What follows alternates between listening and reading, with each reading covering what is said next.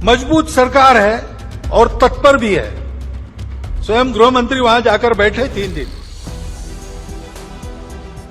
चुनाव से ठीक पहले आरएसएस प्रमुख मोहन भागवत ने गृह मंत्री अमित शाह को लेकर अब तक का सबसे बड़ा बयान दिया है। भागवत का कहना है कि मणिपुर में गृह मंत्री अमित शाह 3 दिन तक रहे, लेकिन फिर भी शांति व्यवस्था बहाल नहीं हुई। मणिपुर में जो कुछ भी हो रहा है ये बाहरी शक्तियां करवा रही हैं। मोहन भागवत का ये बयान अपने आप में बहुत बड़ा बयान है। प्रदेश में भी बीजेपी की सरकार है, देश में भी बीजेपी की सरकार है और मोदी जी तो लाल आंखें दिखाने की बात करते हैं। ऐसे में मोहन भागवत का कहना है कि जो कुछ भी मणिपुर में हो रहा है वो बाहरी शक्तियां करवा रही हैं। ये बहुत बड़ा बयान है और आपको बता दूं कि मोहन भागवत ने जो ये बयान दिया है इसमें उन्होंने डायरेक्ट तो कुछ नहीं कहा है, लेकिन हाँ, समझने वाले सब समझ गए। रवीश कुमार तो इतना समझ गए कि पोल खोल कर रख दी है। इतना ही नहीं, मोहन भागवत के बयान के बाद जो प्रधानमंत्री नरेंद्र मोदी ने कहा है वो तो और भी ज्यादा चौंकाने वाला है। तो किसने क्या कहा है आपको एक एक करके बयान सुनाएंगे, लेकिन सबसे पहले खबर की शुरुआत आरएसएस प्रमुख मोहन भागवत के बयान से करते हैं। कैसा धमाकेदार बयान दिया है, बयान सुनिए। मजबूत सरकार है और तत्पर भी है। स्वयं गृह मंत्री वहां जाकर बैठे 3 दिन और मिनिस्टर जाके वहां 15-15 दिन रहे, सारा प्रयास किया। वहां की सरकार चाहती नहीं, देश की सरकार प्रतिबद्ध है। तो सुना आपने, विजयादशमी के मौके पर आरएसएस प्रमुख मोहन भागवत ने ये बयान दिया तो राजनीति में भूचाल आ गया। मोहन भागवत का कहना है कि गृह मंत्री अमित शाह 3 दिन तक मणिपुर में रहे, 15-15 दिनों तक केंद्रीय मंत्री मणिपुर में पड़े रहे, लेकिन इसके बावजूद वहां पर शांति व्यवस्था बहाल नहीं हुई। इतना ही नहीं, उनका यहां तक कहना है कि मणिपुर सरकार ये नहीं चाहती है कि वहां पर शांति व्यवस्था आए, जबकि केंद्र की सरकार प्रतिबद्ध है। अब सबसे बड़ा सवाल यहां पर यह खड़ा होता है कि मणिपुर सरकार में भी बीजेपी ही आती है। अब ऐसे में क्या मोहन भागवत ने इशारों में ही प्रधानमंत्री नरेंद्र मोदी को आड़े हाथों लिया है? जिस तरीके से मध्य प्रदेश में आरएसएस ने कथित तौर पर बगावत कर रखी है, आरएसएस वसुंधरा राजे के साथ खड़ी हुई है, आरएसएस की बीजेपी के नेता सुनने के लिए तैयार नहीं है, चुनाव में क्या हो रहा है क्या नहीं हो रहा है रणनीति में शामिल नहीं किया जा रहा है, गृह मंत्री अमित शाह आरएसएस के साथ जो मीटिंग होने वाली है उसे कैंसिल कर रहे हैं। तो इन सब हालातों में क्या आरएसएस प्रमुख ने चुनावों से ठीक पहले मोदी सरकार को निशाने पर लिया है? क्योंकि अपने आप में ये बहुत बड़ा बयान है। मोहन भागवत ने बैलेंस करने की तो कोशिश की है, लेकिन समझने वाले समझ सकते हैं कि मोदी सरकार को लेकर आरएसएस प्रमुख ने कितना बड़ा बयान दिया है। आपको बता दें कि गृह मंत्री अमित शाह को लेकर जो आरएसएस प्रमुख ने कहा है वो कोई हवाई बात नहीं है, यही विपक्ष कह रहा है और वही भागवत भी कह रहे हैं। अब क्या विपक्ष कह रहा है उसके लिए मैं आपको कुछ खबरें भी दिखा देती हूँ। खबर आप देखिए आज तक की। देखिए, इसमें लिखा है कि अमित शाह के मणिपुर दौरे का 3रा दिन राहत शिविरों का किया दौरा। तो ये मई महीने की खबर है। जून, जुलाई, अगस्त, सितंबर और अब अक्टूबर आ गया है। मई के महीने में 3 दिन का दौरा किया था, राहत शिविरों में पहुंचे थे, लोगों से मुलाकात की थी, तस्वीरें भी निकलकर सामने आई। आप तस्वीरों में देख सकते हैं कि कैसे गृह मंत्री अमित शाह एक बच्ची के सिर पर हाथ फेरते हुए नजर आ रहे हैं। उसके बाद गृह मंत्री अमित शाह की तरफ से ये बयान भी निकलकर सामने आया कि मणिपुर में सब कुछ ठीक हो रहा है और जल्दी शांति व्यवस्था बहाल हो जाएगी।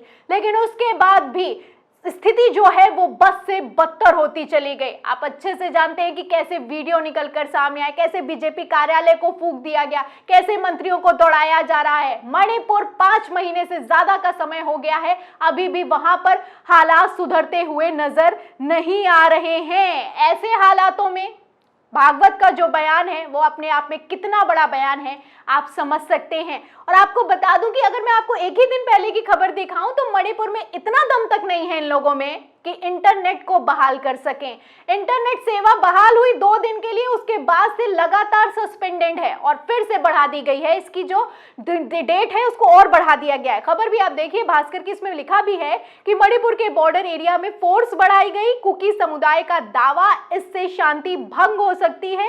इंटरनेट बैन अब 26 अक्टूबर तक, तो 26 अक्टूबर तक इंटरनेट बैन बढ़ा दिया गया है। जो फोर्स है उसको बढ़ाया जा रहा है, लेकिन फिर भी डबल इंजन की सरकार अभी तक शांति व्यवस्था को बहाल नहीं कर पाई है।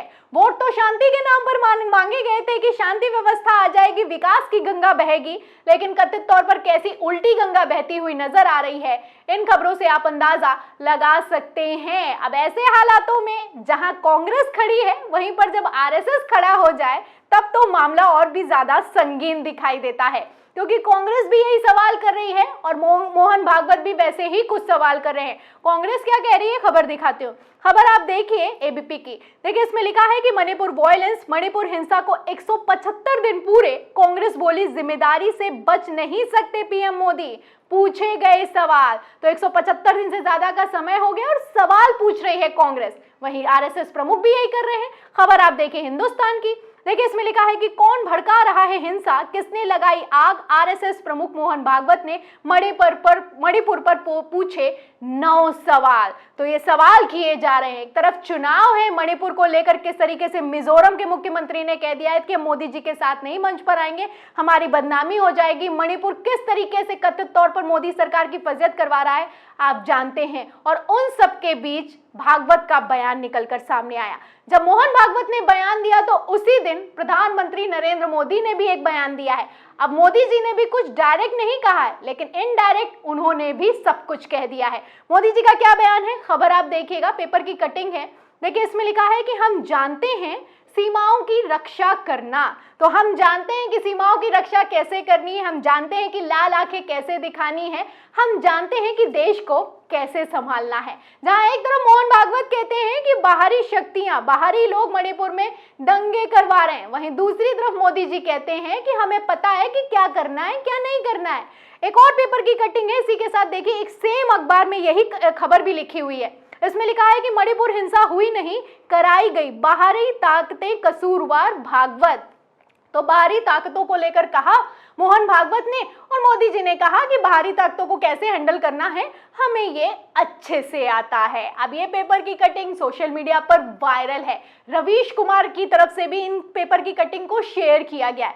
सुनिए क्या लिखते हैं। वो लिखते हैं कि पहली हेडलाइन, हम जानते हैं सीमाओं की रक्षा करना मोदी, और उसी तरफ दूसरी हेडलाइन, मणिपुर हिंसा हुई नहीं, कराई गई, बाहरी ताकतें कसूरवार, भागवत। कुछ कंफ्यूजन नजर आया। मणिपुर हिंसा के 175 दिन हो चुके हैं, भीतरी ताकतें क्या कर रही हैं, वो क्या कर रहे हैं जो सीमाओं की रक्षा करना जानते हैं। तो मोदी जी क्या कह रहे हैं, भागवत जी क्या कह रहे हैं, आप देख सकते हैं। पहली और दूसरी हेडलाइन में कितना ज्यादा कॉन्ट्रडिक्शन है, अंदाजा लगा सकते हैं। और जो इन सब के लिए जिम्मेदार है वो क्या कर रहा है, रवीश कुमार सवाल कर रहे हैं। तो यहाँ पर इस सवाल का जवाब पब्लिक ने दिया है। पब्लिक ने मोदी जी की लाल आंखों वाली तस्वीर वायरल की है और कहा है कि अब मोदी जी को गुस्सा आ रहा है, मोदी जी लाल आंखें दिखाने के लिए तैयार हैं। किसको, मोहन भागवत को।